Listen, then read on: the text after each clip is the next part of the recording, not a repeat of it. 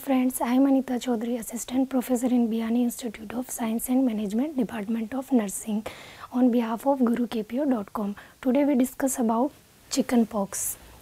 Now, definition.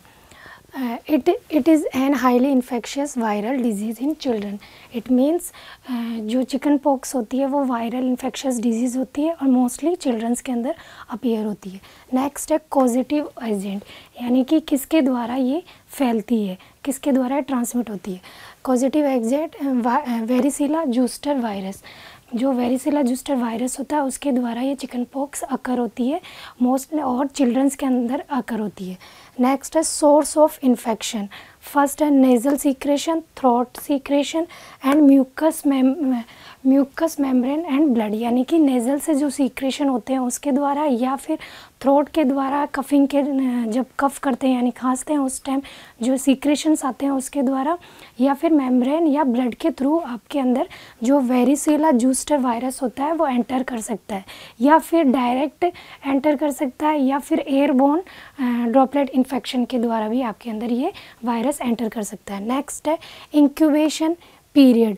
Incubation period है 14 to 17 days. It means incubation period बोलते किसको है, जो 14 to 17 डेज़ है.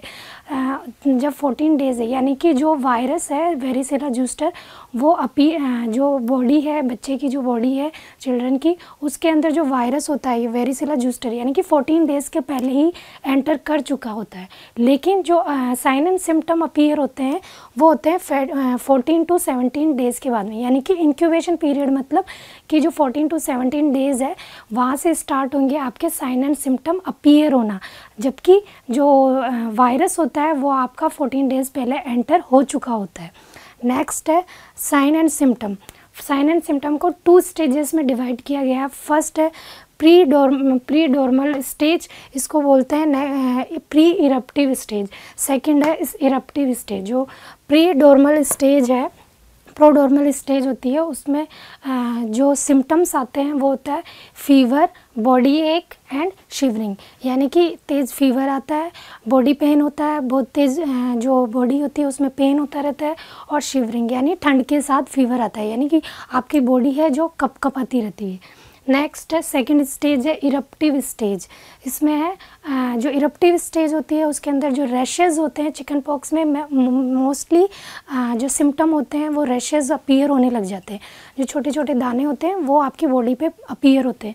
इन रैशेज़ को हम 3 स्टेज में डिवाइड करते हैं. फर्स्ट है मैक्यूल, सेकंड पेप्यूल और थर्ड है पेस्ट्यूल्स. जो मैक्यूल होते हैं उसके अंदर जो स्किन होती है उसका कलर चेंज नहीं होता, और एलिवेशन बट नॉट एलिवेशन, यानी change skin colour but not elevation, कि जो स्किन है जो अपनी स्किन होती है बच्चों की जो स्किन होती है उसका कलर चेंज हो जाता है, और लेकिन जो स्किन होती है उसमें एलिवेशन नहीं होता है, यानी कि स्किन के ऊपर मतलब जो रैशेज़ होते हैं वो एक तरीके से उभार नहीं आता उसके अंदर.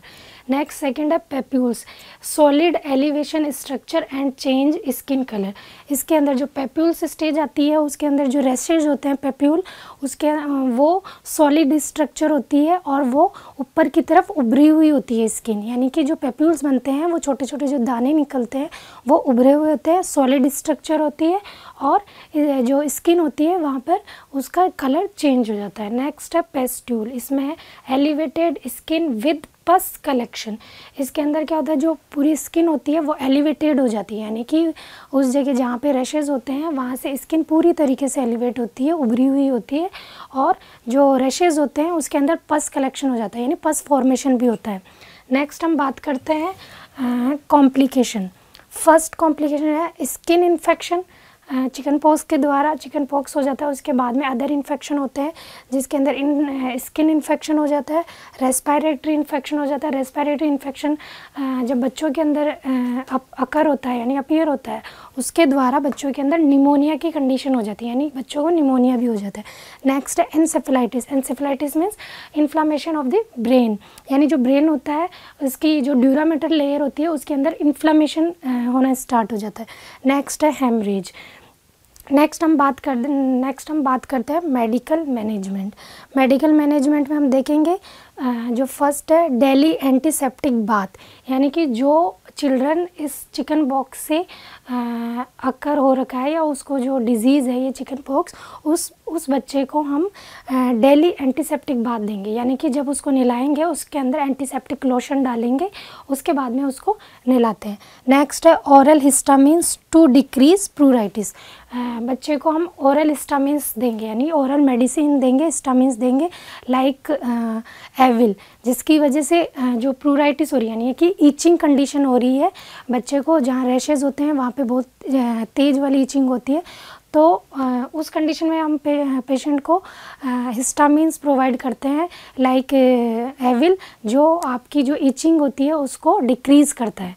नेक्स्ट हम बात करते हैं एंटीवायरल ड्रग्स, यानी कि जो अदर इन्फेक्शन हो रहे हैं चिकन पॉक्स के द्वारा उसको डिक्रीज़ करने के लिए या उसको कंट्रोल करने के लिए हम बच्चे को देंगे antiviral drugs. Next avoid salicylate, avoid जो सैलिसिलेट मेडिसिन होती है जैसे कि एस्प्रिन, इसको हम अवॉइड करेंगे बच्चे को देना, क्योंकि अगर हम सैलिसिलेट देते हैं यानी कि एस्प्रिन देते हैं, उस कंडीशन में ये होता है जो सैलिसिलेट मेडिसिन्स होती है वो जो ब्लड की टेंडेंसी है उसको डिक्रीज़ कर देती है, यानी कि उस कंडीशन में फिर ब्लीडिंग होने के चांसेस होते हैं, यानी हेमरेजिक कंडीशन हो जाती है। नेक्स्ट बात करते हैं हम नर्सिंग मैनेजमेंट, इसमें पेशेंट को प्रोवाइड करेंगे कि आइसोलेशन टू पेशेंट को प्रोवाइड करेंगे हम आइसोलेट करने के लिए, यानी कि पेशेंट को हम बच्चे को आइसोलेट करेंगे कि जिसके द्वारा किसी दूसरे बच्चे में इसका इन्फेक्शन ना हो जाए। नेक्स्ट हम बात करते हैं प्रोवाइड रेस्ट, यानी टोटली पेशेंट को हम रेस्ट प्रोवाइड करेंगे। नेक्स्ट है give skin care, skin care provide करेंगे क्योंकि स्किन के ऊपर बहुत सारे रैशेस हो जाते हैं, इसलिए एंटीसेप्टिक लोशन उसको प्रोवाइड करेंगे और जो स्किन के ऊपर वो अप्लाई कर सके, इस तरीके से स्किन की केयर की जा सकती है। नेक्स्ट बात करते हैं advise the patient that do not scratch to skin lesion, patient को एडवाइस करेंगे कि वो अपने जो स्किन है जहाँ रैशेज़ है वहाँ पर स्क्रैच ना करें, यानी कि जो जब ईचिंग चलती है यानी प्रूराइटिस होता है उस कंडीशन में जब ईचिंग चलती है तो वहाँ उस जगह पर उसको मतलब स्क्रैच नहीं करना है, क्योंकि अगर स्क्रैच करेंगे उस कंडीशन में जो लीजन्स होते हैं वो क्रस्ट हो जाएंगे। और उसको हम जो बच्चे होते हैं उसको एडवाइस करेंगे या उसके फैमिली मेम्बर्स को एडवाइस करेंगे कि जो चिल्ड्रन है उसके जो नेल्स होते हैं वो कट करके रखे, जिसकी वजह से जब वो ईचिंग करे तो उस दौरान जो रैशेज़ है वो क्रस्टेड ना हो, यानी कि वो क्रस्टेड ना हो। तो ये हमने आज देखा चिकन पॉक्स की definition, causative agent, source of infection, incubation period की चिकन पॉक्स किस तरीके से फैलता है, कॉम्प्लिकेशन, साइन एंड सिम्टम और lastly management. Thanks for watching this video. Please like, comment, share and don't forget to subscribe our YouTube channel and visit our website gurukpo.com. Thank you.